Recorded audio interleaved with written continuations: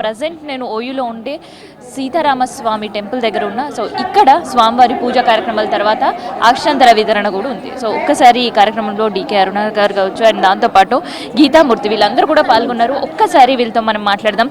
నవమి వస్తేనే సీతారామస్వామి ప్రతి గడప గడపకు నుంచి వెళ్ళి పూజలు చేస్తారు.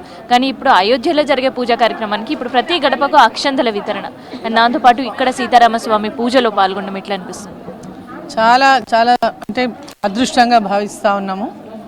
ఎందుకంటే రాముల వారి అయోధ్యలో భవ్య మందిరాన్ని ఈరోజు నిర్మాణం అవుతుండడం, అది జనవరి 22 ఈ నెలలో దానికి అక్కడ ఆలయంలో శ్రీరాముల వారిని ప్రాణప్రతిష్ఠ జరుగుతుండడం, వేలాది సంవత్సరాల కళ, భారతీయుల కళ నిజం కాబోతున్నటువంటి మినిట్స్ అంటే సువర్ణాక్షరాలతో లిఖించదయబడినటువంటి ఒక సందర్భం రాబోతున్నదని అందరూ చాలా ఉత్సుకతతో ఎంతో ఉత్సాహంతో ఎదురు చూస్తున్నట్టుగానే నేను ఎదురు చూస్తున్నాను.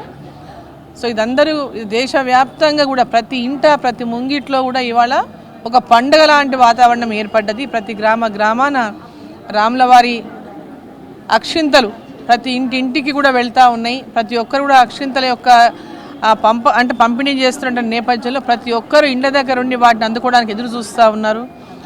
సో ఈ ప్రతి ఒక్క ప్రాంతాల్లో కూడా ఈ యొక్క రాముల వారి యొక్క పూజలు, మరి వారి అక్షింతల పంపిణీ కార్యక్రమము, అదేవిధంగా ఇక్కడ ఈరోజు కళ్యాణోత్సవం నిర్వహించుకోవడం జరుగుతూ ఉంది.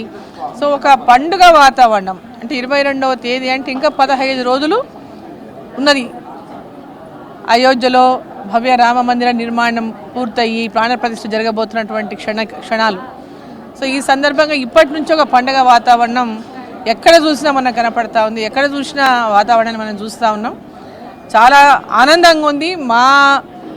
మేము ఆ రాముల వారి ప్రాణప్రతిష్ఠ జరుగుతున్నటువంటి సందర్భంలో మేము అందరం కూడా ఈరోజు దాంట్లో పాలు పంచుకోబోతున్నాము, ఆ ప్రాణప్రతిష్ఠను చూడబోతున్నాము.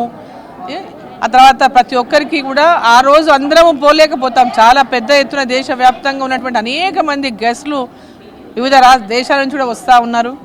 సో ఆ రోజు వరకు 22న ఆ గుడి ఆ రోజు ప్రాణప్రతిష్ఠతో ప్రారంభం అవుతుంది. ఆ రోజు ఇన్వైటీస్కి అక్కడ పెద్ద ఎత్తున ఏర్పాటు చేసినారు. 23 నుంచి కూడా అందరికీ కూడా అక్కడికి వెళ్ళి దర్శనం చేసుకునేటువంటి అవకాశం కల్పిస్తూ ఉన్నారు. వివిధ ప్రాంతాల నుంచి ప్రత్యేక రైళ్లను కూడా మరి అయోధ్యకు వెళ్ళడానికి కూడా కేంద్ర ప్రభుత్వం పెద్ద ఎత్తున ఏర్పాటు చేస్తూ ఉంది. సో భక్తులందరూ కూడా ఎప్పుడెప్పుడు మేము అయోధ్య వెళ్ళాలన్నా, ఎప్పుడెప్పుడు భవ్య రామ మందిరంలో రాముని దర్శనం చేసుకుందామని ఎదురు చూస్తూ ఉన్నారు. ఆ క్షణాల కోసం అందరిలాగానే మేము కూడా ఎదురు చూస్తున్నాం. ఈరోజు ఇక్కడ కార్యక్రమం ఉందని తెలిసి వచ్చాము చూడడానికి. చాలా బాగా జరుగుతుంది. చాలా కన్నుల పండుగగా ఉంది. పండుగ ముందే వచ్చేసింది, శ్రీరామనవమి ముందే వచ్చేసింది. చాలా ఆనందంగా ఉంది మేము ఈ కార్యక్రమంలో పాల్గొనడం. అంటే రాముడికి సంబంధించింది మన ఇంటికి వచ్చింది, రాముడే మా ఇంటికి వచ్చాడన్నంత ఆనందం కలిపింది.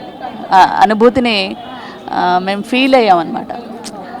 మళ్ళీ రాముడు పుట్టిన క్షణాలు ఆ రోజుల్లో అలా ఉండేవాళ్ళు కదా, ఆ రోజుల్లో ప్రజలు ఇలా ఆనందించేవాళ్ళు కదా అని అన్నట్టు అనిపించింది మాకు.